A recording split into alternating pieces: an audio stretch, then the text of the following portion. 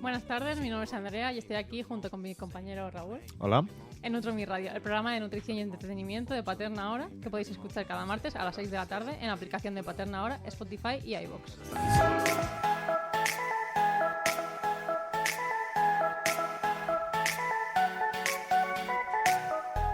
Bueno, hoy tenemos programa también, otra vez programa especial. Tenemos un invitado. Paso ya a presentarlo. Su nombre es Paco Romero. Él es biólogo por la Universidad de Valencia, con un máster en Biología Molecular, Celular y Genética por la misma universidad, y doctor en Biotecnología por la Universidad Politécnica de Valencia, donde recibió un premio extraordinario de tesis, además de la mención de tesis internacional. Actualmente ocupa la figura de investigador distinguido en CIDEGENT, en el grupo de Fisiología, Patología y Biotecnología post cosecha del Instituto de Agroquímica y Tecnología de Alimentos, el IATA, del CSIC. Buenas tardes, Paco, ¿qué tal? Hola, ¿qué tal? Buenas tardes. Buenas tardes. ¿Qué tal? ¿Cómo estás? Muy bien, gracias por invitarme. Un poco nervioso, la verdad. Bueno, ya se irá pasando, no te preocupes. No pasa nada, sí, al principio. Sí, sí. Pues nada, te vamos a hacer un poco las preguntas, aunque ya te hemos hecho una presentación breve. Voy a hacer las preguntas que solemos hacer a todos los invitados. De hecho, la semana pasada la invitada fue Andrea, que saldrá del programa, que nos explicó un poco el TFG y también le hicimos estas preguntas. Entonces, las preguntas son, primero, ¿qué has estudiado? La trayectoria que has seguido y qué has ido haciendo. Vale, pues empecé hace ya muchos años la licenciatura en biológicas y cuando la acabé hice un máster en biología molecular, celular y genética allí mismo. Hice después la tesis de máster que iba relacionada pues, con la epigenética en biología molecular. Y después empecé la tesis con una beca predoctoral que se llama FPI, de formación de personal investigador, asociada a un proyecto ya en el IATA, donde pues los objetivos de la tesis eran estudiar la calidad post cosecha de los frutos de naranja en distintas condiciones que no son el ambiente óptimo para el almacenamiento, ¿no? La temperatura, la humedad, todo eso que afecta a la calidad de los frutos. Cuando acabé eso, acabé la tesis en el 2012, hice mi primera estancia postdoctoral en la Universidad de Valencia, en el laboratorio de la doctora Lola Peñasrubia, de Biología Molecular de Plantas, y allí me puse en contacto un poco con el tema del cobre, que supongo que a lo largo de la entrevista hablaremos después de ello. Y durante mi estancia allí conseguí mi primera beca postdoctoral Marie Curie, que me dejó irme un par de años a Estados Unidos, a Nueva York. Y estando allí apliqué y conseguí una segunda Marie Curie que me permitió volver a España en el 2018. Y desde entonces pues he conseguido un proyecto de extensión de Marie Curie propio del CSIC de un año. Con ese mismo proyecto, mientras estaba en vigor, conseguí el contrato Ramón y Cajal y tuve la suerte y el privilegio de poderlos rechazar para quedarme con un proyecto CIDEGENTE del plan de generación Generation Talent de la Generalitat Valenciana, que es el proyecto que me tiene financiado actualmente en el grupo de postcosecha del IATA. Sí, ahora hablaremos un poquito de ello, que tenemos un apartado especial. Cuéntanos también un poco proyectos actuales o futuros, si te apetece contar algo, adelantarnos algo. Sí, os voy contando y supongo que lo iremos hablando durante toda la entrevista. Yo, como os comentaba, por tradición vengo desde mi tesis de estudiar la calidad post cosecha de los frutos. Nos interesa al grupo estudiar cuáles son los factores que hacen que la calidad vaya perdiéndose a lo largo de la post cosecha en distintas características, ¿no? Pues el peso, la firmeza, el color, la composición nutricional, sobre todo también la aparición de alteraciones fisiológicas en la piel que hacen que el consumidor pues desprecie ese tipo de productos, afectando por tanto también al desperdicio alimentario y a la sostenibilidad del cultivo. Y también uní un poco esa idea con el tema del cobre que conocí en esa estancia postdoctoral con Lola Peñasrubia, y de ahí surgió pues lo que ya son un poco mis líneas más propias del proyecto Tomacop, donde con esta segunda Marie Curie, me enfoqué en estudiar cómo la homeostasis del cobre y la calidad la disponibilidad del cobre en el suelo puede afectar a la calidad nutricional del cultivo. Y a raíz de ese primer proyecto surge el actual, donde ya estudio la interacción de ese cobre con hormonas vegetales que acaban afectando a la aparición de una alteración muy típica del tomate, que es el cracking. Yo creo que todos habréis visto alguna vez cómo los tomates se rompen, ¿no? Sí. Le salen esas grietas, esas heridas. Eso se conoce en inglés como fruit cracking. Y ahora estoy estudiando eso porque hemos visto que la homeostasis del cobre afecta mucho a la incidencia de ese daño que puede llegar a hacer que el fruto no sea comercializable. Y antes un poco de pasar con el tema de tu investigación, ¿por qué te decantas a estudiar sobre estos temas? ¿Sobre biología, sobre alimentos? Bueno, pues empiezo en la carrera que me interesa, simplemente porque me gusta la biología molecular de plantas. Empiezo a cogerme asignaturas durante la carrera, estas optativas, etcétera, que me van encaminando un poco a especializarme en la biología molecular de plantas. Y cuando veo la oferta de FPIs que hubo en aquel año que yo la solicité, vi la oferta del grupo de poscosecha, del IATA, donde hablaba de biología molecular de frutos, en aquel momento las técnicas superpunteras de los microarrays, ¿no? Los microchips para estudiar genómica global de frutos, y me pareció muy interesante y ahí me tiré. Entonces, bueno, pues con el tiempo le vas cogiendo otra pasión, ¿no? A priori te interesan algunas palabras clave, luego cuando te metes en tema, pues acabas viendo una pasión especial, ¿no? Por todo. Muy bien, pues nada, ahora sí que sí, vamos con el programa de hoy.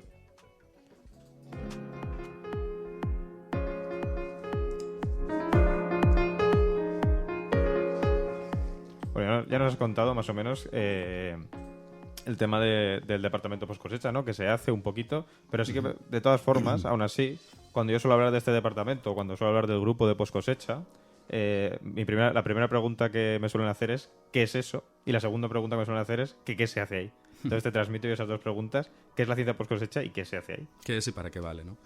Pues bueno, la post cosecha es la ciencia o la disciplina que estudia el manejo adecuado de los productos y su conservación desde el momento de la cosecha hasta la llegada al consumidor.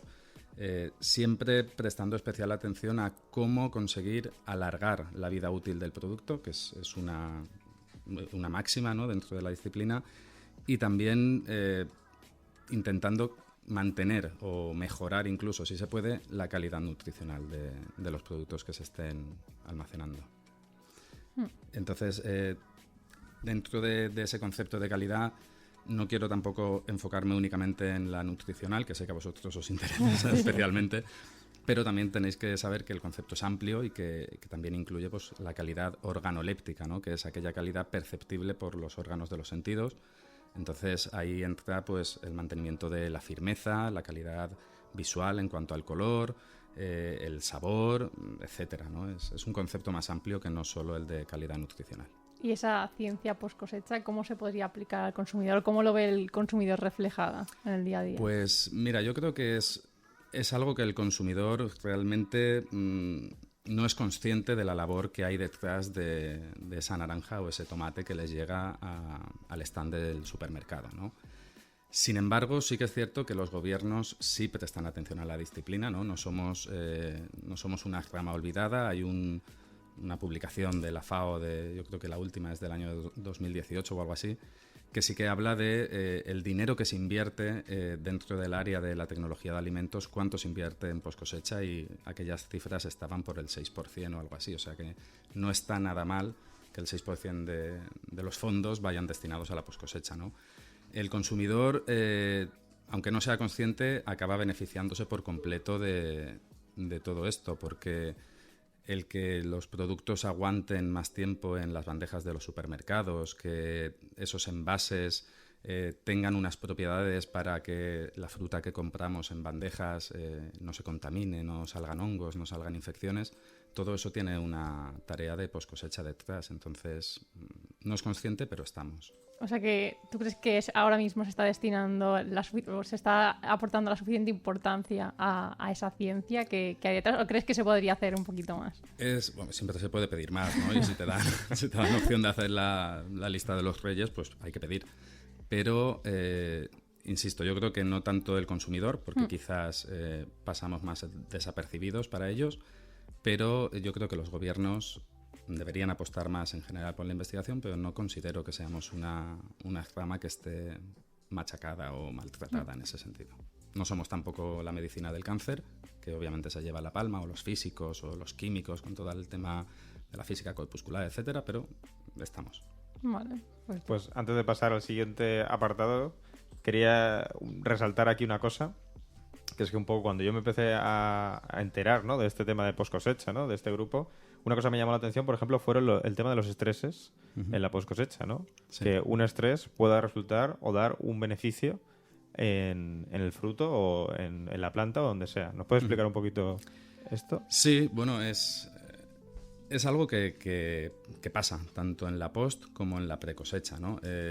Yo creo, como nos conocemos, sé que te refieres a un ejemplo concreto que en nuestro grupo de investigación se ha hablado bastante y se ha trabajado, ¿no? Es una cosa que se llama el curado.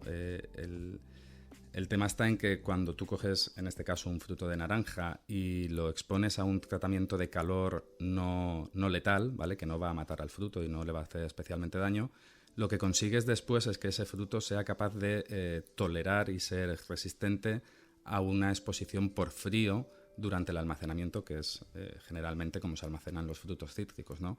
Entonces es curioso ver que dándole un choque de calor consigues que ese fruto luego sepa mantenerse mucho mejor en frío durante temporadas mucho más largas y además sin que aparezcan unos daños en la piel típicos de la exposición a esas temperaturas.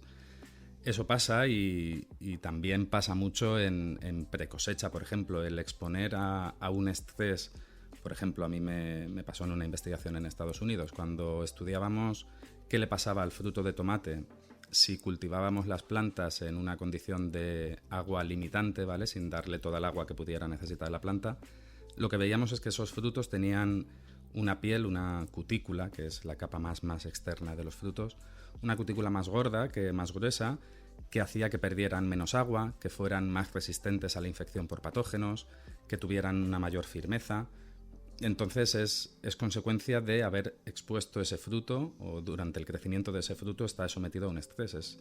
Es un beneficio post cosecha de exposición a un estrés pre cosecha, y eso hay bastantes ejemplos en la literatura, eso pasa. Es curioso, pero pasa. Yo le hago algo malo al fruto, a priori es algo malo, y luego el fruto me sale mejor. Sí, no tienes que hacerle algo malo que de verdad le duela, ¿no? Siempre tienes que mantener la viabilidad. En el caso del tomate, lo que te contaba, había que mantener la viabilidad de la planta y que la planta fuera capaz de crecer y de producir frutos, que la planta, si no está en un ambiente que se siente cómoda, no lo hace, ¿no? Y lo mismo pasa con la naranja en el caso del curado. Tú le puedes dar un choque de calor, pero si le das un choque de calor que haces la naranja negra, pues luego ni frío ni nada, ¿no? Eso ya no tiene solución. Pero sí, es buscar ese término intermedio. Es un poco lo que se conoce como, o lo que se llama esa señalización cruzada, ¿no? Tú expones a un estrés y las señales moleculares internas que se llevan a cabo acaban protegiendo frente a un estrés diferente. Y no es porque ese sea el objetivo principal de la señalización inicial, sino porque es algo cruzado, no sé. Con una comparación muy fea, y a mí no me gusta especialmente la expresión, es un beneficio o un daño colateral, ¿no?, lo que acaba pasando. Pues es súper interesante.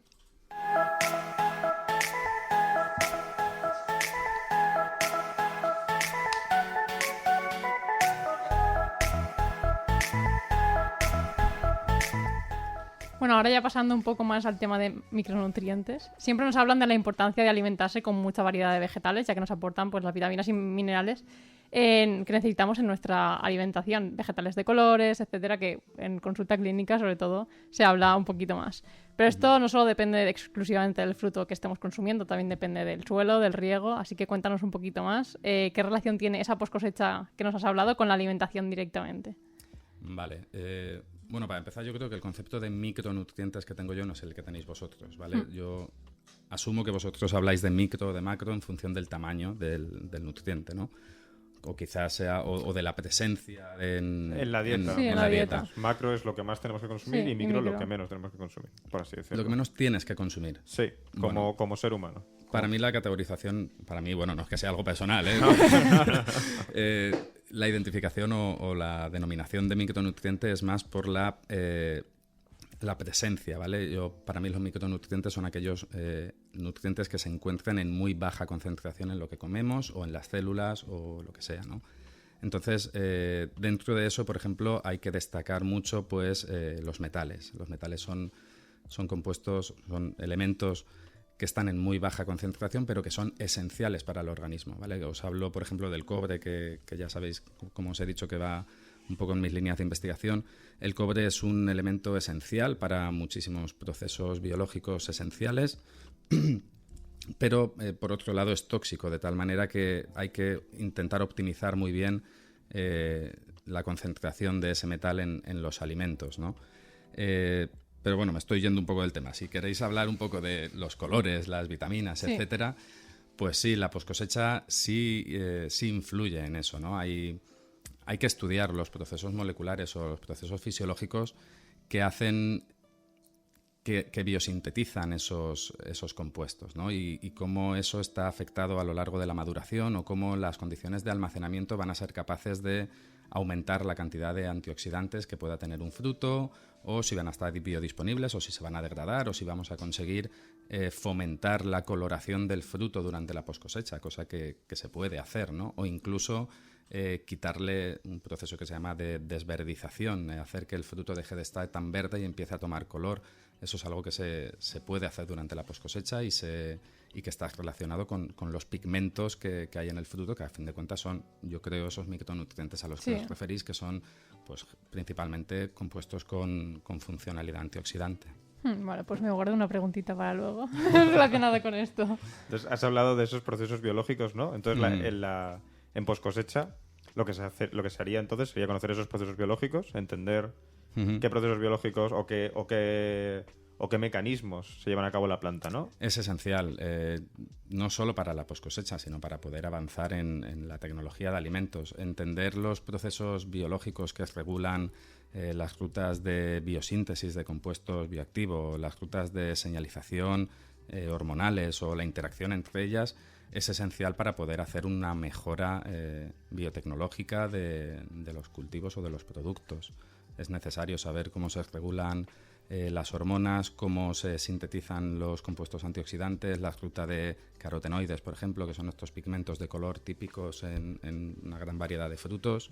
Es importante saber cómo todo eso funciona para poder, por cruces de genética clásica o por tecnologías más modernas, intentar mejorar la calidad nutricional y el comportamiento post cosecha también de esos frutos. Es que a priori parece un poco caótico, ¿no? Desde fuera, ver cómo se estudia todos estos procesos, me parece, vamos, una... Bueno, yo supongo, yo soy chovenet en ese sentido, ¿no? Quiero decir, tampoco llevo tantos años y esto es una ciencia que lleva muchísimos años en marcha. Entonces, pues es un proceso de paso a paso. Hay que ir conociendo poco a poco, desgranar las rutas moleculares de señalización de las hormonas o de biosíntesis de compuestos como los flavonoides, los fenilpropanoides, tal, son muy, muy, muy complejas. Es muy difícil. Y hacen falta muchos años y desde luego en ese sentido el uso de mutantes y la mutación dirigida de los cultivos es crucial para conseguir entender las bases moleculares. O sea que entonces la ciencia post cosecha como tal, de lo que estamos hablando, es esencial para que esas frutas y verduras tengan los nutrientes o micronutrientes que necesitamos, sobre todo a nivel de pasándolo al plano de salud humana como tal. La post cosecha vela por ello. Quiero decir, uno de los objetivos y de las máximas de la disciplina es conservar o hacer que no se pierda esa calidad nutricional del cultivo durante la conservación, por supuesto, hasta que llegue al consumidor. Vale, y nosotros como consumidores, si vamos a las tiendas, podemos saber cómo elegir el mejor fruto, por ejemplo, respecto al color, la forma, como has hablado antes, para coger el que más micronutrientes tenga. Bueno, es una asociación no siempre tan directa, pero bueno, sí que hay ejemplos directos en ese sentido. Por ejemplo, te hablo de tomates y de naranjas, ¿no? Que son un poco donde yo tengo más experiencia. Estas variedades de tomate rosa o una variedad de tomate comercial estándar, ¿no? Cuanto más rojo o cuanto más rosa, o este cumato, ¿no? Con ese color más marronáceo, etcétera, en esos casos el color está directamente relacionado con la capacidad antioxidante o compuestos funcionalmente beneficiosos que están presentes en la piel de esos frutos. No siempre es así, o sea, ni siempre es así ni siempre va a ser tan obvio, ¿no? Pero sí hay ejemplos donde el color lo puedes asociar directamente a decir, bueno, pues este fruto tiene más antioxidantes que aquel, o bueno, pues no sé, un fruto verde y un tomate verde, un tomate rojo, pues el tomate rojo va a tener más licopeno, más antioxidante, ¿no? El licopeno es un carotenoide que es el que le da ese color. Va a tener más, entonces vas a tener más capacidad antioxidante por licopeno, pero posiblemente el verde pues tenga otros compuestos que a lo largo de la maduración van desapareciendo y es más interesante comer esa variedad en un estadio verde de maduración que no en uno más maduro, porque se pueden haber perdido o haber cambiado la oxidación de esos compuestos que ya no te van a servir. O sea, qué variedad al final. Variedad y gusto, claro. No es fácil hacer esa correlación directa. Yo creo que no se puede. Pero sí que depende de la maduración del fruto, entonces. Si yo me como un fruto menos maduro y luego me como un fruto más maduro, me estoy comiendo un fruto totalmente distinto. Claro, diferente. Bueno, totalmente distinto, ¿no? Pero sí, claro, la composición de muchísimas moléculas, de muchísimos compuestos bioactivos cambia a lo largo de la maduración. Vamos a hacer, por cierto, Expociencia 6 de mayo en el Parque Científico de la Universidad. Te iba a decir que hiciste vamos a hacer un ensayo que en este caso es con almidón, no es exactamente con compuestos bioactivos así de interés, superinterés nutricional, pero un ensayo con almidón donde vemos que los frutos verdes de plátano tienen mucho almidón y luego cogemos plátanos maduros y con un ensayo muy divertido para los niños vemos como el fruto maduro ya no tiene tanto almidón porque lo que tiene es glucosa y sacarosa, glucosa y fructosa, ha transformado el almidón en azúcares sencillos para que nosotros notamos el fruto dulce, pero ya no tiene almidón. Es decir, por supuesto, la maduración cambia la composición interna de los frutos y no solo en antioxidantes, sino en vitaminas, en azúcares, en compuestos proteicos, todo. O sea que a la hora de hacer la compra toda la gama de colores de tomate que haya en la tienda para beneficiarte. Eso es muy importante, todo. Hay que comer en colores. Yo eso es algo que en casa a mis hijos se lo digo mucho y lo intentamos hacer ver también en las actividades de divulgación que hacemos cuando vamos a colegios en este caso con Lombarda, etcétera. Hay que comer en colores. Cuantos más colores hayan en tu plato, en la comida que pones en tu plato, mejor. Antes de pasar a la siguiente pregunta, ya que le has dicho, explícanos un poquito qué es Expociencia y haz un poquito de promoción. Vale, sí. Bueno, voy a hacer desde mi humilde punto de vista, ¿vale? Expociencia es una iniciativa enorme que se pone en marcha en el Parque Científico de la Universidad de Valencia y donde muchísimos grupos de investigación, tanto del IATA en este caso, como del IFIC, el Instituto de Física Corpuscular, de Química, todas las universidades y centros de investigación que participan en esto, pues hacen ensayos para que los niños más jóvenes vayan y tengan la ciencia muy a mano, generalmente intentando hacer ciencia con las cosas del día a día, ¿no? Con lo más cotidiano. Pues sé que hay actividades para hacer yogur. Nosotros hacemos estas actividades para detectar azúcar o almidón en frutos, como la saliva que tenemos les enseñamos cómo la saliva tiene enzimas activos, ¿no? Que tienen capacidad de degradar el azúcar y un montón de actividades muy divertidas y para pasar un día estupendo. Sábado por la mañana, solecito, tal. Sábado bien. 6 de mayo, ¿no? 6 de mayo. Pues ya sabéis, anotarlo en la agenda. Sí, que lo apunten. Y todo el que tenga niños de hasta, 15, 16 años incluso, que tengan ganas de ver un poco de ciencia en el día a día, que se acerquen porque además hay regalos y actividades por doquier. Bueno, volviendo un poquito al tema, estás hablando todo el rato de compuestos de interés nutricional tipo carotenoides, ¿no? Estás diciendo carotenoides, flavonoides. Pero nosotros normalmente cuando hablamos de micronutrientes, más que esos compuestos, normalmente solemos destacar los esenciales, ¿no? Que, por ejemplo, vitamina A, vitamina D, vitamina E, la vitamina C también, ¿no? Pero estos compuestos parece que pasan un poco desapercibidos. A veces sí que ves en la tele con antioxidantes o con no sé qué. ¿Nos puedes explicar un poco estos compuestos más en profundidad para que lo entendamos un poco mejor? Bueno, los antioxidantes es un término muy, muy, muy genérico. Hay muchísimos compuestos dentro de los alimentos que pueden tener capacidad antioxidante. Pues entre ellos, como estábamos hablando, pues la vitamina C, por ejemplo, el ácido ascórbico tiene capacidad antioxidante, pero también lo tiene el licopeno, que es un carotenoide, un pigmento que da color, y lo tienen los fenilpropanoides, los flavonoides. Hay una gama inmensa de metabolitos secundarios que tienen esa capacidad. Al final en lo que se basan es en esa capacidad de oxidación, reducción, no sé si es un término demasiado científico, pero bueno, es pensar, por ejemplo, cuando pelas una manzana, ¿no? Y la dejas encima del banco de la cocina, al poco tiempo está marrón, ¿no? Se está oxidando, ¿no? Lo que pretenden estos compuestos es evitar esa transformación, esa oxidación, de algunos compuestos importantes para que el aire, el oxígeno, no les haga pasar a una forma poco funcional para nosotros.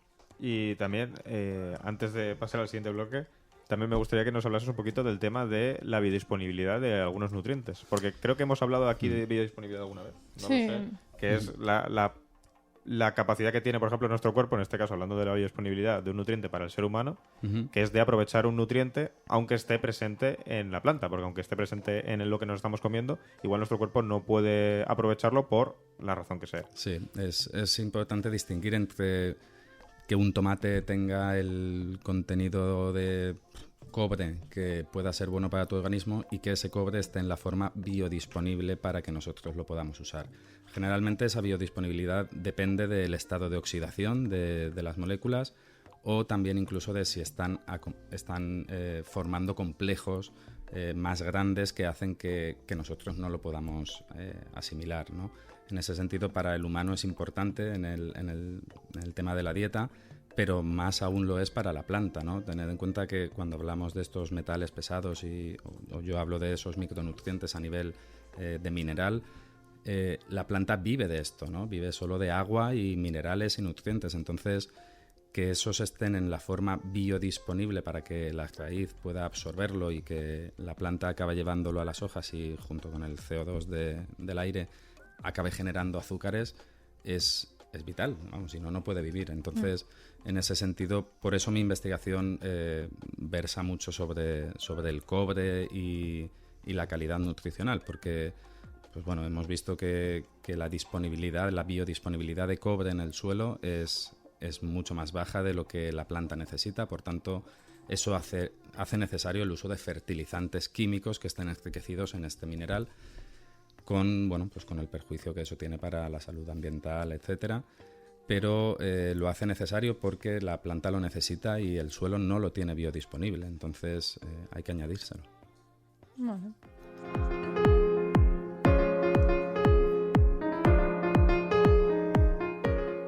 Bueno, ahora ya nos has puesto un poco en antecedentes de todo y sí te vamos a pedir que nos hables de tu investigación actual, pero antes, ¿por qué el tomate y por qué el cobre? ¿Por qué el tomate? Pues bueno, el tomate porque es un sistema experimental muy bueno para estudiar frutos, ¿no? Bueno, el tomate es un fruto, ¿vale? Aunque todos lo asociemos dentro de... Es un fruto, ¿no? Terminamos la polémica. Es un fruto. El tomate es un fruto. Y es un sistema ideal para... El tomate, el cultivo del tomate es un sistema ideal para el estudio del fruto por varias razones. Primera, porque tiene un ciclo de vida relativamente corto, ¿vale? En unos meses puedes pasar de semilla a cosechar un fruto. Luego, porque fue uno de los primeros cultivos donde se secuenció el genoma entero, de tal manera que para todas las técnicas de biología molecular pues ha permitido empezar a tener dianas de acción más fácil que en otras especies. Y luego porque tiene un interés nutricional y social, porque es el fruto más consumido en todo el mundo. Entonces, en distintas formas, ¿no? Tanto en pasta de tomate, en zumos, en fresco, lo que sea. Entonces, el tomate, por eso. ¿Y por qué el cobre? Pues un poco por lo que os adelantaba antes, ¿no? Yo en mi estancia en el laboratorio de Lola Peñasrubia tomo contacto con el cobre, me parece interesante toda la señalización molecular, etcétera, me acaba gustando el tema. Y encima porque después a nivel agronómico el ver que es que los suelos de Europa principalmente son carentes o deficientes en ese metal plantea un reto para la agricultura que a mí me gusta y me encaja dentro de intentar mantener esa calidad post cosecha de los frutos en unas condiciones a las que el agricultor se tiene que enfrentar si no quiere usar fertilizantes, ¿no? Dentro de este marco legal que Europa insiste de hay que dejar de usar fertilizantes inorgánicos basados en sales de cobre, etcétera, pues eso al final va a generar un ambiente donde las plantas posiblemente tengan que acabar creciendo en deficiencia de cobre, ¿no? ¿Qué va a pasar con esos frutos? ¿Cuáles van a ser los efectos sobre la calidad organoléptica y nutricional de esos frutos de tomate si crecen en esas condiciones, ¿no? Y a mí eso me interesa. Por un lado te están diciendo desde Europa que no utilices esos fertilizantes, pero por otro lado estás diciendo que el suelo es deficiente en ese mineral. Así es. Y no solo en ese, en otros tantos. Sí, sí, pero ya, pero si ya nos vamos a contar. Claro, se te plantea un reto de decir, el suelo no tiene cobre, pero la planta lo necesita, y una solución que hasta ahora ha funcionado muy bien, que es fertilizar con cobre, me están diciendo que la tengo que dejar de hacer, con todo el sentido, ¿no? Pues porque tiene un gran impacto ambiental y riesgos para la salud, etcétera. Entonces, ¿qué pasa con esto? Pues pasa que hay que investigar. Ahí hay un hueco en el conocimiento y una oportunidad de empezar a hacer avances científicos en ese sentido para que las nuevas condiciones de cultivo no vayan a mermar la calidad final de los productos, ¿no? Ni la producción. Es decir, que aunque al consumidor final le llegue ese tomate perfecto, bueno, tomate en este caso, pero ese fruto perfecto, detrás de todo eso hay una investigación, ¿no? Una investigación enorme y una inversión mucho más grande de lo que pueda parecer, porque esto no son cosas que con un proyecto de 2-3 años se solucionen, ni muchísimo menos. Esto va para largo, no es fácil empezar a optimizar un cultivo para crecer en unas condiciones que para él no son óptimas, ¿no? Claro. Valga la redundancia, no es fácil. Y en la investigación que estás haciendo ahora, ¿qué conclusiones has podido sacar en la relación entre el cobre y el tomate, aparte de lo que nos has contado? Bueno, pues en el primer proyecto, en Tomacop, esa Marie Curie, lo que vimos es que la homeostasis del cobre en el fruto de tomate, que no se había caracterizado aún, pues... Voy a parar un segundo. Antes, homeostasis. Sí. Homeostasis. Un poco porque es un término Vale, un poco... pues bueno, la homeostasis es la regulación, no sé, le podemos llamar metabolismo, pero no lo sería, ¿vale? Es un poco la regulación de los niveles de cobre adecuados para la célula, por un lado, inicialmente, y luego también para el organismo entero, ¿no? Para toda la planta.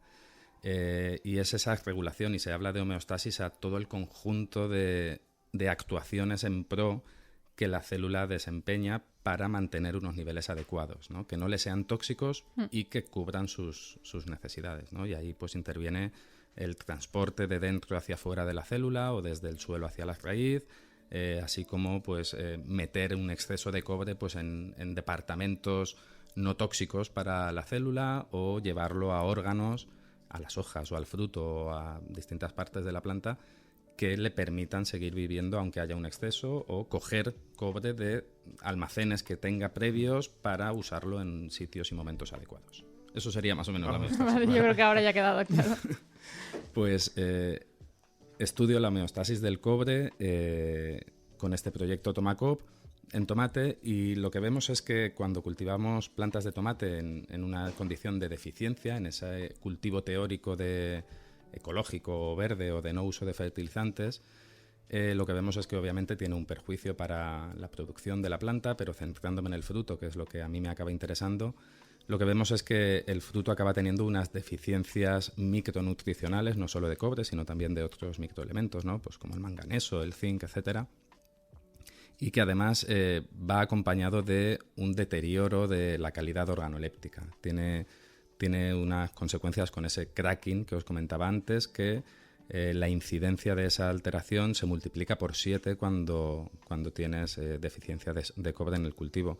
Y eso tiene un problema añadido y no es pequeño, ¿no? Y es que ese cracking va a hacer que durante la poscosecha el fruto pierda más agua y por tanto pierda peso, y eso a nivel industrial estamos hablando de millones de pérdidas en euros cuando hablas de exportación en toneladas.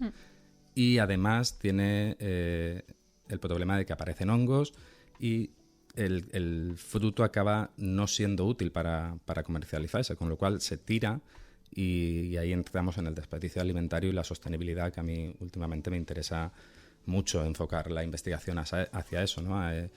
Un cultivo sostenible, un cultivo que haga que no se tire tanto después de haber gastado tanta agua y recursos en producirlo, ¿no? Evitar ese desperdicio alimentario para mí es interesante. O sea, Eso lo hemos visto con el primer proyecto y ahora estamos estudiando cómo ese cracking en el fruto se regula a nivel hormonal y cuál es realmente, por qué el cobre es tan importante para eso, ¿no? Queremos entender las bases moleculares de la interacción cobre, hormonas y cracking. Lo que iba a decir es que, o sea, por una parte sí que están diciendo que el tema de los fertilizantes como que mejoraría un problema por añadir fertilizantes al suelo, pero estás creando otro que igual es mucho peor. Claro, encima lo que quiero decir es que pierdes toda la cosecha. O sea, si crece el fruto en deficiencia, perderías toda la viabilidad del fruto. Claro. O 7 veces más. No toda la cosecha, pero gran parte. Lo que nosotros hemos hecho, estos son trabajos de laboratorio, ¿vale? No hemos hecho estudios en campo de invernadero de ahí de Almería, por ejemplo, ¿no? Lo hemos hecho en invernadero de laboratorio. Pero los datos son esos. La incidencia de esa alteración era 7 veces más alta que en condiciones estándar o condiciones control. Por lo tanto, eso quiere decir que sí, prácticamente el 70% de la producción se acabaría tirando en esas condiciones. Es que es muchísimo. Sí, claro, es que aumenta, vamos. Ahí hay que tener en cuenta que este estudio es con una variedad, con un genotipo concreto. Un genotipo es una variedad concreta, ¿vale? Entonces, esto hay que ampliar el estudio a distintas variedades, a distintos cultivos, no solo en tomate, ¿no? Porque esta alteración aparece en tomate, en mangranas, en plátano, en cítricos, en naranjas, por ejemplo, ¿no?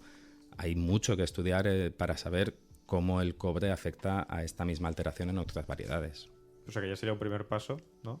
En este estudio, en estos futuros, o esta futura investigación, ¿no? Relacionada con, en este caso, el tomate. Sí, claro. Pero para vamos, nosotros, de hecho, los proyectos que estamos solicitando actualmente los basamos en este resultado que para nosotros es muy revelador. O sea, es muy claro, lo hemos repetido varias veces y esto pasa. Entonces, sienta bases para lo siguiente. Nosotros ya sabemos que esto es así en este cultivar de tomate.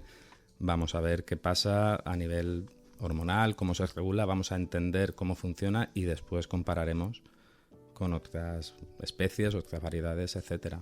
Pero esto con los años.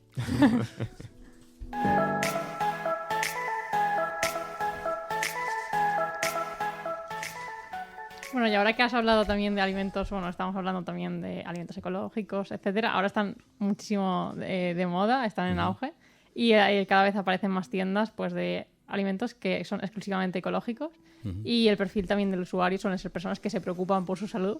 Así que, ¿qué diferencia existe entre un vegetal ecológico y uno habitual? ¿Qué tratamiento llevan? Cuéntanos un poco sobre eso. Bueno, pues la diferencia entre un producto ecológico y un producto convencional, pues intentando hablar principalmente de frutos, etcétera, es que el ecológico ha seguido unas normas y unas legislaciones donde no se permite el uso de fitosanitarios de ningún tipo, ¿vale? Toda esa base química de pesticidas, fertilizantes y tal no se permite. Entonces, la producción, además de esos cultivos, tiene que tener en cuenta pues unos mínimos de mínimo impacto ambiental, de cuidado de los animales, etcétera, ¿no?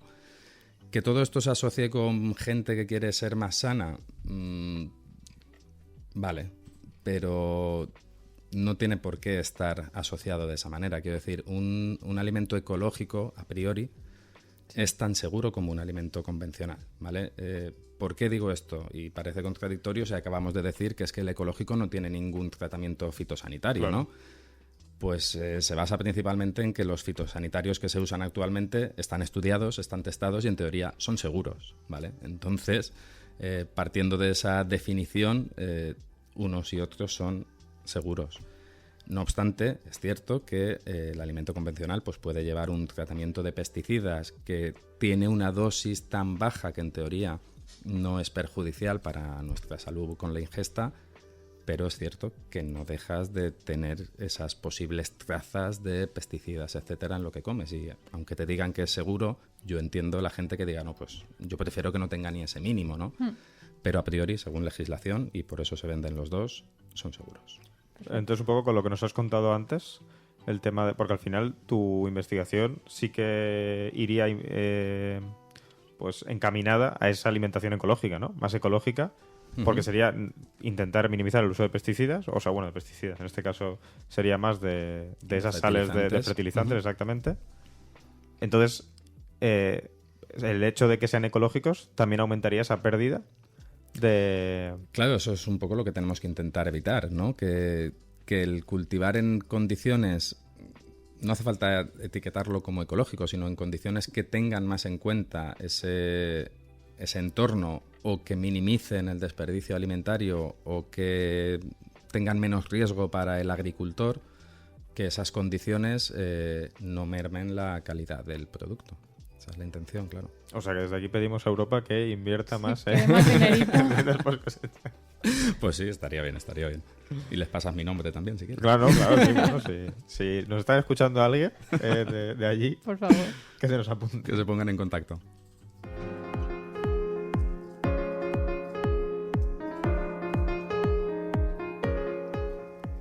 Bueno, ya pasando a temas un poco más frikis, y ya que te tenemos aquí, me gustaría preguntarte... Como representante de frikis, No, pero como temas estás hablando interesantes. de ese estudio que a priori parece caótico, porque dices, ¿cómo estudian todos esos procesos, todo ese metabolismo? Sí. Pues quiero preguntarte cómo estamos de cerca de la ciencia ficción. Pero antes de pasar ahí, has comentado antes biología molecular. Sí. También creo que has hablado también de biotecnología cuando hablabas del máster, claro. etcétera. Entonces, ¿qué es esa biología molecular o qué se hace? Vale, pues bueno, por definición, la biología molecular, una definición más o menos bien, pues sería la disciplina que estudia las moléculas importantes para el funcionamiento celular, ¿vale? Y en ello incluyo pues el ADN, el ARN y un poco todas las proteínas que formen parte de la maquinaria que se ocupa de duplicar y traducir esas moléculas en algo útil para la célula, ¿no? Eso sería la biología molecular y esa disciplina, que es bastante transversal a distintas ciencias, ¿no? Hace uso de distintas técnicas que últimamente están, bueno, pues cada vez renovándose a una velocidad increíble, pues hace uso de esas técnicas y se pueden acabar trasladando a cualquier otra área, ¿no? El caso de la biotecnología, por ejemplo, es diferente porque no se enfoca tanto en el ADN, aunque todos acabamos asociando que la biotecnología es la disciplina que permite hacer plantas transgénicas, etcétera, ¿no? Pero la definición sería un poco el uso de organismos vivos para obtener productos que mejoren otros organismos, ¿vale? En ese sentido, y dentro de la alimentación, lo más obvio es pensar pues, en la biotecnología microbiana para la generación de quesos, de panes, de yogures, todo el tema láctico, de cervezas, de vino, ¿no? En esos ejemplos que os nombro, pues se hace uso de bacterias, organismos vivos, que tú las modificas o las utilizas en un contexto que te permiten después mejorar otro producto que va a acabar teniendo una mejor funcionalidad o lo que sea, ¿no? O sea que el tema de biología molecular y biotecnología abarcaría Muchísimo, campo inmenso. muchísimo, es inmenso, claro, no solo en la tecnología alimentaria, sino en la biomedicina, en la industria, por ejemplo, también. Claro, pensad, por ejemplo, que la biotecnología se utiliza para producir antibióticos, para producir vitaminas a gran escala, anticuerpos, yo qué sé, es inmenso. No se trata solo de lo relacionado con las plantas o la alimentación, no, que va. Pues como has dicho antes, ¿no? También se utilizaría, por ejemplo, para hacer quesos. O sea, que detrás de los quesos hay ciencia. Por supuesto, y una ciencia enorme, claro. No soy el más indicado yo para explicaros eso, ¿Algún pero otro vamos. alimento que veas que también se puede aplicar la biología molecular o la biotecnología así al día a día de la alimentación? Sí, claro, todos los que os comentaba, pues, los vinos, las cervezas, todos los lácteos, el yogur, el queso, el pan... Todo eso como lo típico, ¿no? Que yo creo que a cualquier niño le dices, ¿cómo se hace el yogur? Pues sabe que hay una fermentación de la leche, ¿no? Y tal. Pero la biotecnología se puede aplicar a cualquier fruto, por ejemplo.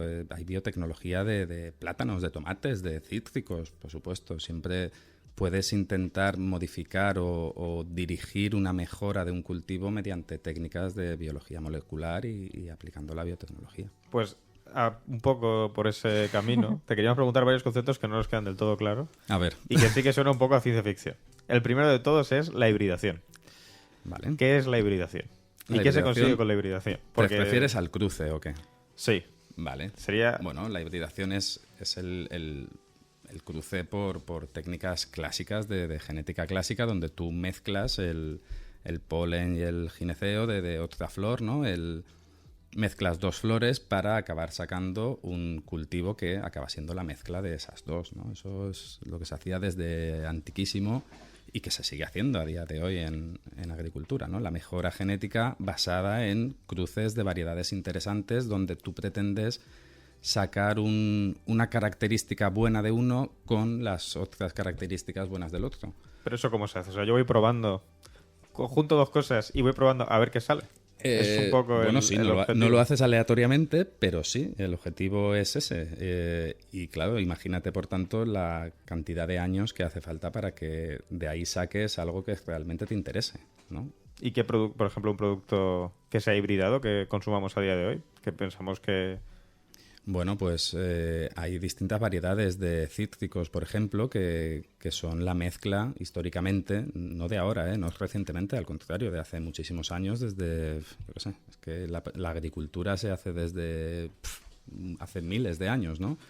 Y el hombre desde el principio ha intentado jugar a decir, oye, pues este pomelo grande lo voy a juntar con esta mandarina pequeña y a ver qué sale. Y ha salido una naranja de un tamaño intermedio, con un color que acaba siendo la mezcla de los dos y que tiene unas propiedades de color de pulpa o de sabor, etcétera, que es una cosa intermedia entre los dos anteriores. Y eso se ha hecho siempre y se sigue haciendo. Como por ejemplo la zanahoria, que dicen, lo típico que dicen que la zanahoria antes era blanca y ahora es naranja. ¿Eso sería por hibridación? Sería, no te sé decir, yo no me sé el ejemplo concreto, pero sí, seguro que es aplicable. De hecho, vamos, el caso de la evolución del tomate o la evolución de los cítricos está lleno de ejemplos donde se intentan cruzar variedades que tienen unas características de interés en vista de coger esa característica de interés y meterla en un fondo que ya tiene cosas que te interesan, ¿no? ¿Y podríamos hacer algo en casa, por ejemplo, juntando lo que ha dicho el polen antes, Raúl? ¿Se podría hacer en casa o intentarlo, bueno, por lo menos? Sí, claro, sí, no es muy difícil. Mira, tú coges 2 tomateras, ¿vale? Una de, yo qué sé, de tomate de pera y otra de tomate Kraft, no sé. Y en las flores, pues simplemente tienes que pasar el polen de una flor al estigma, ¿no? Al gineceo de la otra flor. Otra cosa es que no es fácil, ¿vale? No es tan obvio y hay muchas incompatibilidades genéticas, etcétera, que no van a hacer que los procesos de éxito sean numerosos. Pero sí, ya sabéis, podría pasar. Si tenéis un huerto podéis intentarlo. Puedes probar en casa. Puedes intentar. De tal manera que ese tomate que saldría de esa flor pues acabaría teniendo una genética diferente a la planta madre que lo ha generado, ¿no? Sí, os sale un fruto nuevo, etiquetadnos en Instagram a nuestro mi radio para compartirlo. Bueno, si sale bueno que lo comercialicen. Claro, también. Pero por favor que nos paguen derecho. Luego, otro tema que esto yo creo que sí que es más ciencia ficción. Bueno, no es ciencia ficción, pero se acerca mucho, es el método CRISPR. Sí. Porque hay por ahí, hace un par de años o así, se puso muy de moda el método CRISPR. Que para quien no lo sepa es un poco... Bueno, explícalo tú mejor.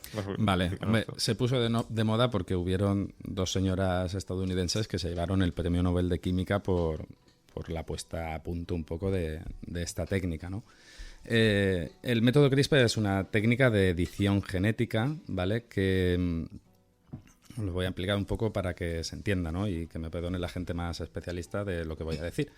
Pero es un poco como que tú tienes una proteína, una maquinaria, ¿vale? Que tú le das una guía y le dices, mira, hay un gen que tiene este trocito de secuencia que yo quiero que me lo quites, ¿vale? Entonces se lo das un poco de comer y ella va y busca dentro del genoma de la célula todo lo que tenga esa secuencia y conforme lo encuentre lo corta y lo degrada, ¿vale? Lo destruye. Entonces esa célula pasa a estar modificada genéticamente porque ese gen ya no lo tienes roto, ya no va a ser funcional, ¿vale? Entonces, es una técnica que descubrió en el 2005 Francisco Mojica, de aquí de España, y luego lo que pasa es que se llevaron el mérito a aquellas señoras y tal, porque lo pusieron después, ¿no? Más a punto, pero es una técnica que ahora da unas posibilidades infinitas, quiero decir. No es ciencia ficción, pero puedes hacer una película de Will Smith con todas las opciones que te salen de ahí, ¿vale? O sea, pero, por ejemplo, antes que estamos hablando de las hibridaciones, de conseguir mejora de uno, o sea, cojo un fruto, cojo otro, los mezclo y me sale un fruto mejor o diferente, o con tal variedad. Con el método CRISPR podrías hacer magia con eso. Imagínate los años de cruces y de fallos que te evitas cuando tú vas dirigidamente a decir, sitio. No, es que quiero romper el gen que me da el color azul de esta flor y así voy a conseguir una flor de color blanco porque le voy a le voy a romper la vía por donde consigue el color azul, ¿no? Es una transformación, es generar un mutante en un proceso que, te hablo para el tomate, por ejemplo, es cuestión de pocos meses, 3, 4 meses. Es que es manejar, tener alimentos como Claro. queramos, o sea... Pero ya Claro. fuera de esa ciencia ficción de los colores, también, por ejemplo, nos podría venir para beneficiar, por ejemplo, ese tomate, ¿no? Que crece Claro. mal en deficiencia de cobre. Ujú. A lo mejor es por... No lo sé, me lo estoy inventando todo. Vale. Pero a lo mejor es por tal gen, no sé qué. Yo le quito esa proteína, esa parte de la proteína, lo que sea, y entonces ahora el tomate crece mejor en esa deficiencia de cobre, por ejemplo. Podría ser una Por solución ejemplo. aleatoria. Sí, sí. No, y no tan aleatoria, no es tan locura. Si no es un transportador que te lo está metiendo a no sé dónde, pues es una proteína que secuestra el cobre y lo lleva al almacenamiento para que no le haga daño a la planta. Pues vamos a probar a quitar esa proteína que se lo lleva y a ver qué pasa si lo deja, ¿no? A ver si así la planta consigue crecer mejor. Es potencial infinito. Pues nada, estamos a la espera Sí, sí. de las investigaciones que salgan. Lo que pasa es que, claro, la legislación con esto no es fácil. Europa estamos muy, muy atrasados en ese sentido porque no se permite, aunque se permite investigar con ello, no se permite ni cultivar ni comercializar nada que tenga edición genética con CRISPR. Cosa que sí que han hecho los japoneses, por ejemplo. Que han Pero- sacado ya un tomate que tiene... Bueno, están editados con CRISPR y tiene una mayor concentración de ácido gamma butírico que, bueno, que se ha estudiado que es bueno para la hipertensión. Entonces están vendiendo tomates a no sé cuántísimos euros el kilo que tienen en teoría esa función de mejorar la hipertensión del consumidor. Pero ya se me ocurre incluso generar X compuestos, ¿no? Que no necesariamente me tengo que comer el tomate, sino me puedo generar un compuesto y luego con ese compuesto sacarlo del fruto para crear lo que sea. ¿A qué te refieres de decir, crear un compuesto? Pero eso hablas de una por biotecnología ejemplo, que puedes hacer suplementación. en microorganismos, por ejemplo. Exactamente, pero si yo hago que, no sé, que un fruto me genere una cantidad de X compuesto muy grande, aunque luego yo no comercialice ese fruto, Lo puedes usar para Lo podría fines utilizar. farmacéuticos, claro. Claro. Sí, sí. Se serviría también para abaratar costes. El tema del arroz dorado, que no sé si lo Ujú. conoces, ¿eso con qué está hecho? No me acuerdo. Es un arroz que se hizo rico en vitamina A, creo, para enviar... no me acuerdo. Creo que era vitamina A. Que era arroz amarillo, que era rico, creo, eso. en No, pero vitamina eso es un transgénico, estaba hecho con Agrobacterium. Ah, vale. Eso es. Eso Sí, ahora- la técnica. hablaremos luego ahora. Vale. Sí, vamos a hablar. Última pregunta ya con el tema de la ciencia ficción, es el tema de clonación en plantas. Vale. Entonces, la pregunta suena un poco mágica, ¿no? ¿Son las plantas inmortales? No, ¿Por qué no? porque las plantas mueren, igual que cualquiera. Y el tema de la venta de esquejes, porque llama la atención un poco, a priori, hay gente que le parecerá obvio, pero a mí no me parece tan obvio. Tú cuando quieres una planta, plantas la semilla, sale la planta y ya tienes la planta. Ujú. Pero a día de hoy eso no se hace. No se hace con todo. No se hace, por ejemplo, pues yo sé que no se hace con los cultivos de cítricos y supongo que con otros muchos cultivos tipo cereza, melocotón, etcétera, pues tampoco se debe hacer. Crecer un naranjo desde la semilla no se hace.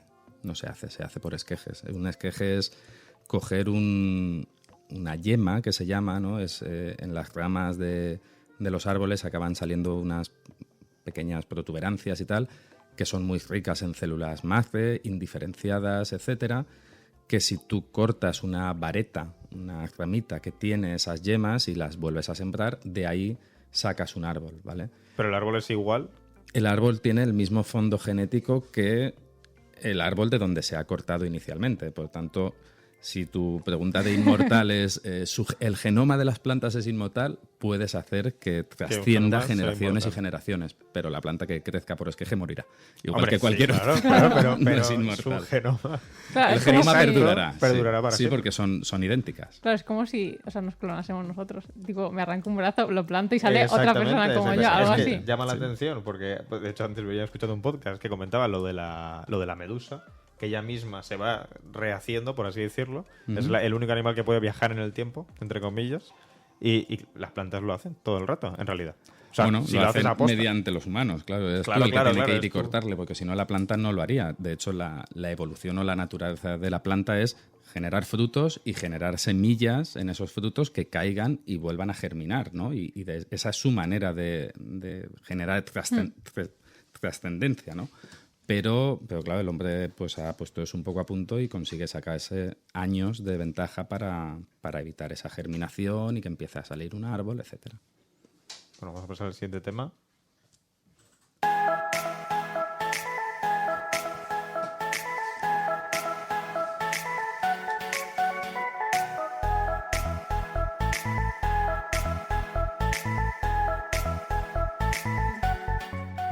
Bueno, y ahora sí hablemos de transgénicos. En los últimos años los transgénicos se han convertido en un tema de mucha controversia en el ámbito científico y también en la alimentación y sobre todo a nivel de medio ambiente. De hecho, algunos envases ya indican pues, que no están libres de transgénicos, como por ejemplo la soja. Así que explícanos qué son los transgénicos. Vale, diferenciar dos conceptos, ¿vale? Por un lado, organismos modificados genéticamente, ¿vale? Y por otro, los transgénicos. No son lo mismo porque los primeros, los modificados genéticamente, no se les ha incorporado ningún gen que venga de otro sitio, simplemente se ha modificado su genoma propio, ¿vale? Al transgénico sí se le ha puesto algo que no es suyo propio y se le ha añadido para mejorar, ¿no? Entonces, el transgénico lo que se hace o se hacía tradicionalmente es mediante el uso de Agrobacterium tumefaciens, es una bacteria que por su naturaleza tiene la capacidad de transferir ADN propio a la planta de la que se está beneficiando, ¿no? De alguna manera. Entonces esa técnica desde hace años se puso a punto para, utilizando esa bacteria, conseguir pasar los genes que tú quisieras a las células de la planta y de tal manera insertarlas en su genoma y que esa planta ya fuera ese gen parte de su genoma y lo replicara y lo duplicara continuamente con su crecimiento. Pero ya formara parte de él. Has hecho una distinción, ¿no? Has dicho que son modificados genéticamente, no es lo mismo que transgénico. No, no es lo mismo. Entonces el método CRISPR, que has comentado antes, pues eso está no es en un limbo. En teoría no es un transgénico porque, por ejemplo, en Europa se permite el cultivo o al menos la comercialización de organismos modificados genéticamente y de algunos transgénicos. Yo creo que en Europa solo se cultiva el maíz BT, ¿vale? Como transgénico. Creo, y si me equivoco, pues lo siento. Creo que solo se cultiva el maíz BT, pero sí se consumen muchos transgénicos y organismos modificados genéticamente o se utilizan para textil, etcétera, como pues, algodón, y si se come soja, patata, maíz, etcétera. Los CRISPR están en un limbo, porque realmente tú no le estás metiendo un gen externo. Realmente es un organismo modificado genéticamente, pero no deja ninguna marca, porque pues por la peculiaridad de la técnica podía quedarse algún fragmento de en esa transferencia de un organismo a otro, podía quedar algún fragmento de DNA exógeno, pero el CRISPR está un poco de tal manera diseñado o se está optimizando de tal manera que es que prácticamente sería imposible detectar si un organismo está modificado por CRISPR o no a día de hoy. Entonces ya veremos Europa hacia dónde va. Nos estamos quedando atrás un poco en ese sentido porque el resto de países no son tontos y saben que es que la biotecnología y las mejoras son una de las herramientas que tenemos para atajar la hambruna mundial y la necesidad de generar más comida para una población que crece de manera exponencial y que donde los recursos son cada vez los menores. Entonces, no es una situación óptima como para venir con exquisiteces. Pero entonces, antes de pasar con Sí. Pero entonces, con el tema de los transgénicos y el CRISPR, yo podría conseguir lo mismo, entre comillas, con un transgénico, con un CRISPR, y decir que lo he conseguido de otra manera, o eso no es posible. Es decir, por ejemplo, ya metiéndonos en el tema de la hibridación, yo podría saber si un organismo, por ejemplo, ha sido hibridado, es decir, ha salido de dos organismos distintos, los he mezclado, ha salido algo diferente. Sí. Eso que estaba diciendo, eso sí que lo puedo saber. Sí, bueno, pero con el CRISPR no lo podría saber. Igual me ha salido... Es que estás mezclando... Sí, eso estás mezclando muchas cosas. Vamos a ver. Hacer un transgénico, por definición, es meter gen diferente, ¿vale? CRISPR no hace eso. CRISPR lo que hace es cortar los que tienes y quitártelos. Entonces, no es exactamente ya, para empezar, la misma base de fondo, ¿vale? Lo que dices de la hibridación es otro tema diferente. ¿Es posible llevar una trazabilidad de cómo se ha generado esta variedad o esta especie? Sí, pero no tiene nada que ver ni con CRISPR ni con los transgénicos. Es simplemente poder leer y estudiar cuál es el genoma de una especie o una variedad y la otra, y por técnicas, desde que se puso a punto la secuenciación masiva de los genomas, saber cuál es el genoma más antiguo, ¿no? Y eso se puede hacer, a día de hoy se hace, y bueno, con el tomate se ha hecho recientemente. O sea que sí podrías saber de dónde viene, por ejemplo, el tomate actual. Claro, la evolución del tomate... Con esos cruces, ¿no? Sí, la evolución del tomate se ha descrito. Han salido varios science en los últimos años y tal, donde se ha podido demostrar cómo al poner en conjunto los genomas de muchísimas variedades de tomate, han podido comprobar cuáles son las especies más ancestrales y cómo se ha ido evolucionando, domesticando y optimizando el cultivo y el genoma del tomate para el gusto del consumidor. De hecho, la evolución ha sido primero el tomate más antiguo que se conoce son, tamaño canica, son bolitas súper pequeñitas tipo arándano. Y imaginaros eso cuando ahora hablamos de un tomate rosa que pesa medio kilo cada uno, ¿no? Claro. O sea, ¿por qué ha pasado eso? Pues porque el hombre ha ido domesticando la especie a su interés. Primero, pues buscando que fueran resistentes a plagas, que tuvieran un color que le guste al consumidor, que tuvieran un tamaño adecuado, que tuvieran un sabor, un olor. Entonces, ¿qué pasa? Que te acabas encontrando hoy en día en el supermercado unos tomates que es posible que no sepan a nada, que no huelan a nada, y que lo que pasa es que tienen un tamaño estupendo para la producción, tienen un color muy llamativo que parece que asocias es rojo, que antioxidante es, pero han perdido mucho sabor y mucho aroma porque, claro, la domesticación por cruce hace que tú consigas una característica de interés, pero irremediablemente pierdes otras, ¿no? Tenerlo todo con esos cruces es muy, muy, muy difícil. Entonces, cuando mi abuela me dice que ahora ya no sabe la fruta igual que antes, tiene razón. Toda la del mundo, ¿no? Tú no lo piensas. Yo cuando voy al supermercado es que me doy cuenta. Con los melocotones. Claro. Los melocotones pasa que saben a corcho, y el tomate pasa que dices, es que no... Huele a tomate solo aquellos que los venden todavía con rama, pero no es por el tomate, ¿no? Es porque luego al final los comes y no saben a nada. La domesticación del tomate ha ido encaminada a eso, y yo creo que ahora hay muchas acciones de investigación en marcha para recuperar el sabor y el aroma del tomate. A ver si conseguimos unos grandes y que estén buenos. Claro. Reconduciendo un poco por el tema de transgénicos, la pregunta estrella que se hace mucha gente, ¿son buenos? ¿Son malos? ¿Tiene peligros? Yo te voy a dar mi opinión. Yo no le veo grandes cosas malas.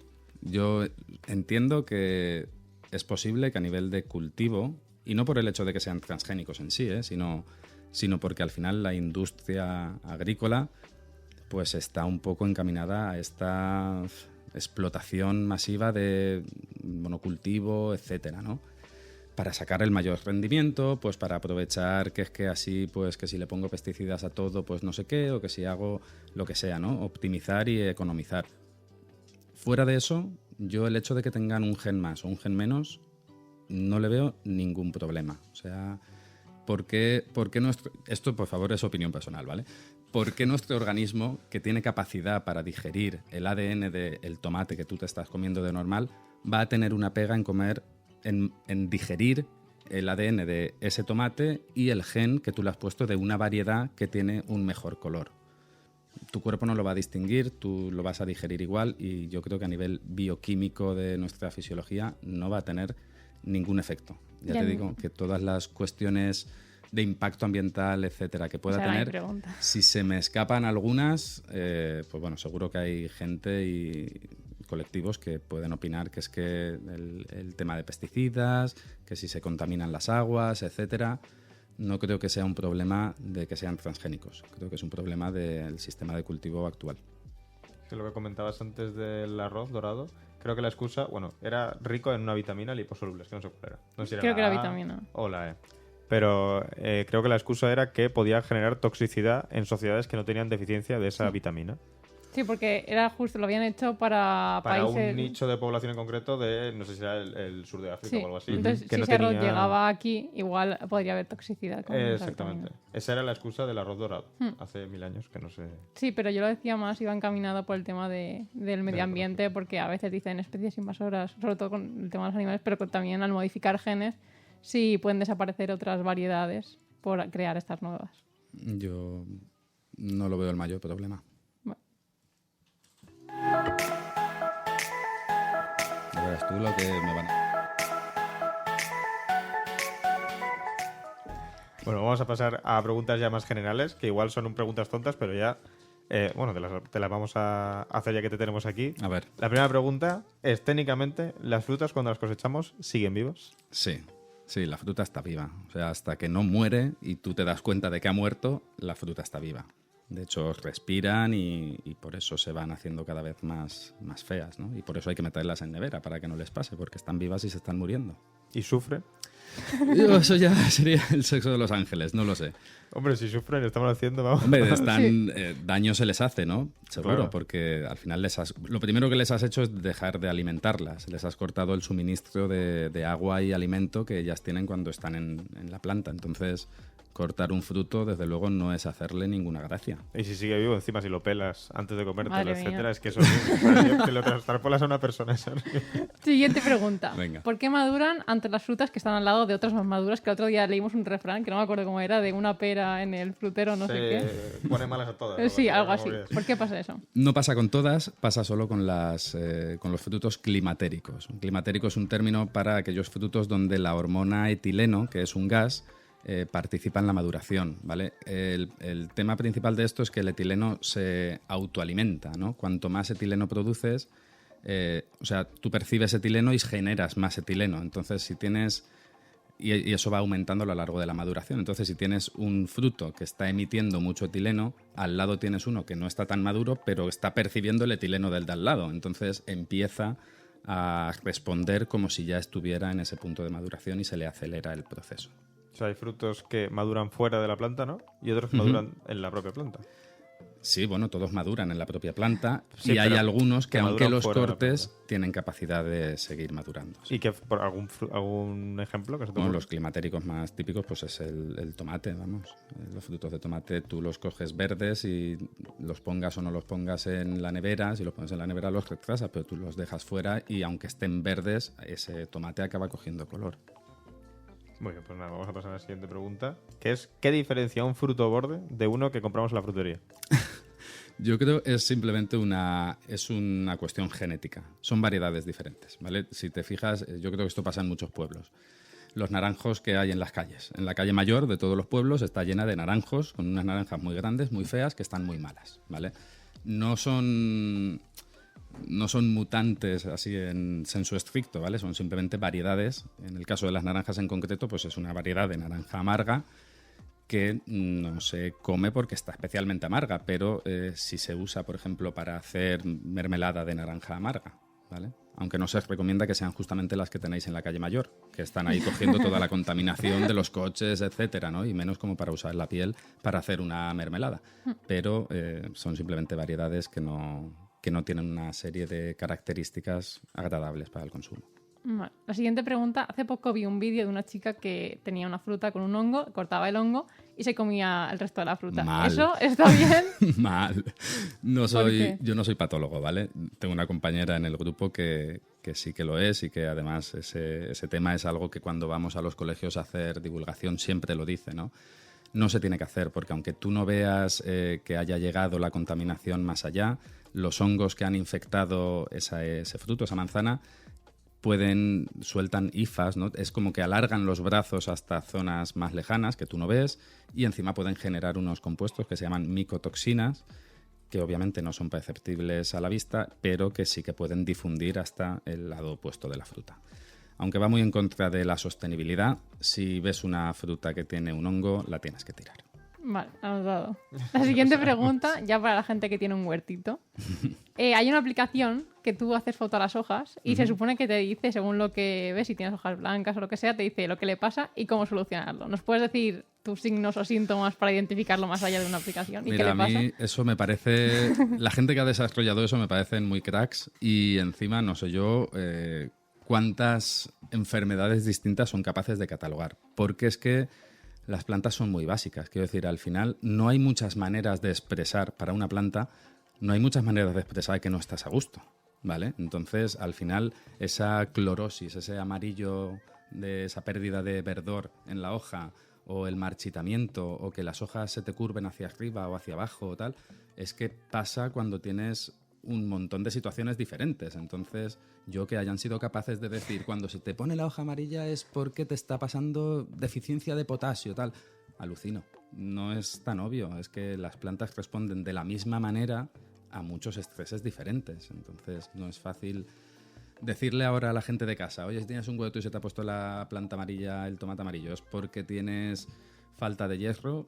No sería mentira, pero tampoco sería la única verdad. O sea que esas aplicaciones tampoco son muy fiables para la gente que se nos da muy mal. Yo no voy a decir eso, ¿vale? Porque ya te digo, no lo sé cómo han desarrollado eso ni cuánto estudio han hecho. Lo que sí estoy seguro es de que esa misma respuesta, ese mismo fenotipo, se puede ver por muchísimas causas diferentes. Entonces, poder catalogarlo y correlacionarlo solo a una, a mí me parece muy difícil. Es muy complicado. Antes has hablado del tema de la domesticación, de la pérdida de ese sabor en los melocotones, ¿no? Los melocotones insípidos. Entonces mi pregunta es, ¿también han perdido nutrientes? ¿O solamente es sabor? Pues cuando hablamos de nutrientes en cuanto a esos antioxidantes, compuestos activos, vitaminas, no se puede generalizar, pero pues tan fácil es que hayan perdido eso como hayan perdido el sabor, ¿no? Ya te digo que yo en el caso de los melocotones no lo sé, pero en el caso de tomates sé que la evolución ha ido un poco acorde a las demandas del consumidor, ¿no? De primero un tomate más grande, luego un tomate con mejor color, luego un tomate que sea el agricultor que quiere que sea más resistente a patógenos o a plagas, etcétera. Pues es posible que en esa domesticación haya ido perdiendo características que hagan pues que fuera un tomate que tenía pues mucha concentración de ascórbico, que tenía más licopeno, que tenía más de cualquier cosa. Sí, puede ser. Pero nada así alarmante. Es que conozco a gente que me ha dicho que se suplementa porque con los vegetales no es capaz de llegar a los nutrientes necesarios recomendados. Entonces, yo no diría que la domesticación del tomate ha hecho que no sea un producto nutritivo. Vale. Yo no diría eso. Esa es la conclusión importante. Si te sirve de respuesta ante eso. Bueno, ya pasando un poco a si quieres aprender un poco más de los temas, recomendaciones de libros, documentales, algún sitio donde podamos informarnos más de esto. Mira, yo os voy a recomendar al blog de un investigador que a mí personalmente como divulgador para así ciencia de calle, ¿no? Que cualquiera pueda entender, me parece muy bueno y se llama Juan Miguel Mulet.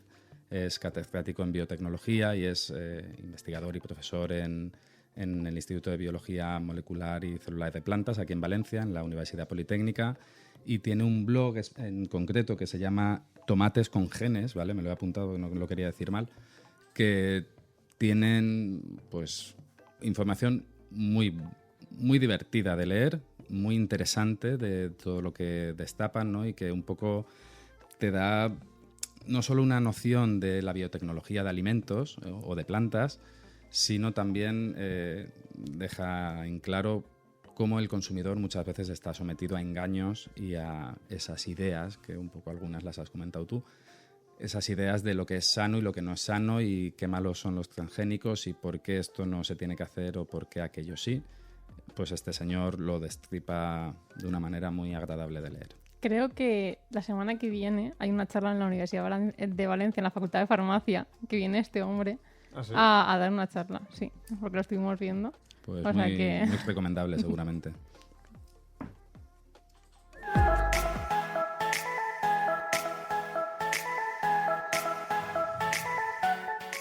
Bueno, ya para despedir el programa, agradecerte que hayas venido. ¿Te lo has pasado bien? Me lo he pasado muy bien. Muchas gracias a vosotros por invitarme y nada, no sé, para lo que queráis y lo que tengáis que poner en vuestras páginas, blogs, lo que sea, hacer referencia a que la gente contacte para lo que necesite. Sobre todo los más jóvenes que quieran saber un poco de qué va la carrera científica y un poco pues de qué va la cosecha, lo que quieran. Pues muchas gracias por venir.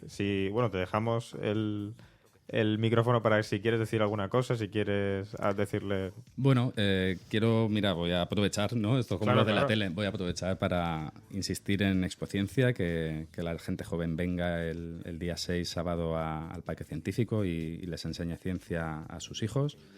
Y insistir en que la gente joven, que ahora se oye tanto en la tele, ¿no?, que la investigación está tan mal, etcétera, que se informen de cuáles son los pasos a seguir en una carrera científica, que es fácil animarse y apasionarse por la ciencia, aunque sea un camino y una carrera de fondo donde hay que tener persistencia. Yo lo aconsejo.